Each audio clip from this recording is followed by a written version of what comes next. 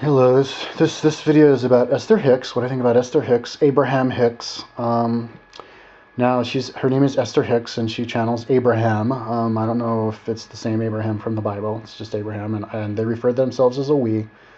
So they're just ascended master spirits. And her main thing, I'm doing this video because somebody emailed me and wanted me to do it. And this person is actually a very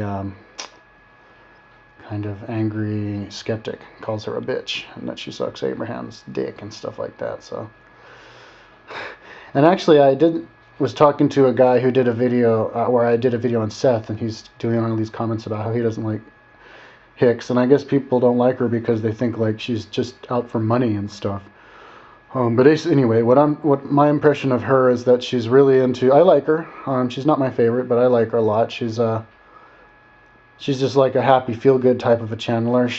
She focuses on the law of attraction and basically the law of attraction. And so which is basically only focus on the positive.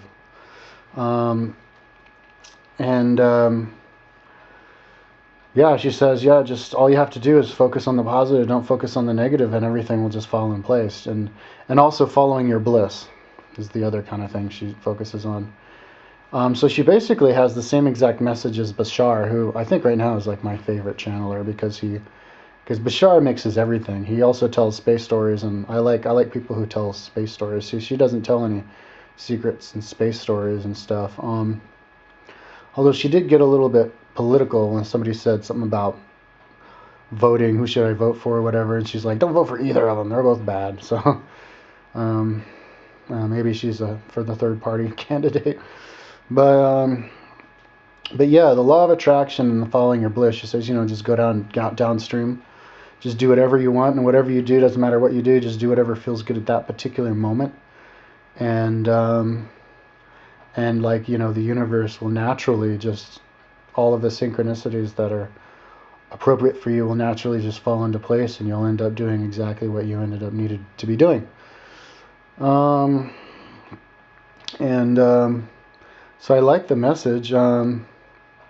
She does just these big tours on, I guess, cruise ships, and people come and watch her, and I guess they're probably older people, even though I haven't seen the videos. It's just kind of my impression. It's kind of like, and I think maybe people don't, or at least these two people didn't like her so much because, she's vague. And I think the person actually said, yeah, she's vague. Well, obviously she's saying stuff that anybody could say. But if you're saying stuff that makes people feel good, then you should be commended, if somebody's going to come after her and call her a bitch and not like her, it's like, why don't you go after, like reality show, like Growing Up Gotti, those guys are freaking gangsters, or the Sopranos, or people, like Tool, or anybody who focuses on the negative, make fun of those people. But if you focus only on the positive and you're happy, feel good, then, and you're making money on it, then you should be commended. Self-help movies like The Secret and this stuff, like a fundamentalist Christian told me a couple days ago that he hated The Secret, and because it's just like foo-foo, it's like, just think about money and you're going to magically have money. But that's oversimplified. But if you, whatever you think about and you go after, the idea is that that's what you get. And it all starts with your mind. And just, self-help stuff, self-help movies, self-help, it's just another form of entertainment. And so it has just as much of a right as making money as anything else. Although perhaps maybe in some kind of esoteric way, some people don't like her because maybe she does a little bit ego-based, making money-based. Abraham said so much as himself when he said that it was Jerry, her husband, who didn't want to have followers, but I guess she didn't care, so maybe she didn't want to have followers. And then they had a dispute with the makers of the Secret. This is just from one playlist that I listened to. Where she wanted to have intellectual property rights, and because they needed to take the intellectual property rights away from her in order to be able to market it the way that they wanted to market. I guess they had a dispute, and the person wanted to market it like The Secret, come and watch The Secret that people have been hiding from you, and she didn't want to do it like that, where it's not where anybody had been hiding from you, something like that, and they took her out of the movie. But So maybe it's a little bit ego based, and that's why.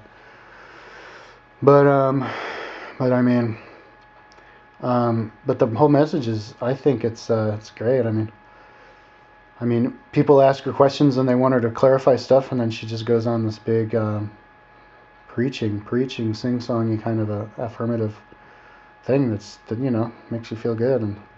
But I mean, maybe other people don't really like. I mean, for the same reason that she's not my favorite, and that she says stuff that you already know. But I mean, there's a place for every kind of channel. Or some people just focus on something. There's just as much, or maybe even more, merit in somebody who says something that's obvious in a way that makes it obvious. Because in this world there's lots of stuff that's not obvious. So you need people to just go out there and say it straight up, and then people go, oh yeah, duh, of course.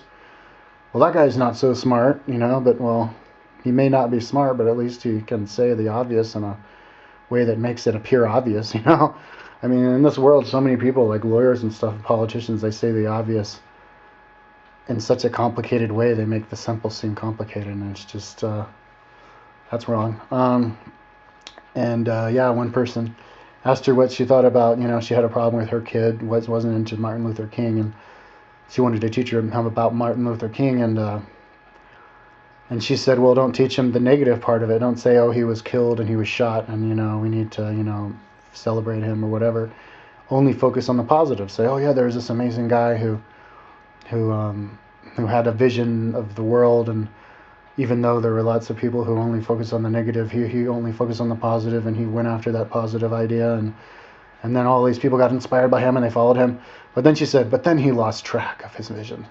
So maybe he just became too aggressive. So I guess what Esther Hicks was suggesting, or Abraham was suggesting, is that Martin Luther King should have not been aggressive, not marched on Birmingham, even though white people didn't want him, and just kind of backed off a little bit and just, continued to preach in his own church and not been so political or whatever, and just, so basically, you should just go downstream, do whatever's easiest, preach your way, preach your truth, but if it gets like, if you encounter opposition where you're ruffling people's feathers and they're pissing you off, don't continue to go after them.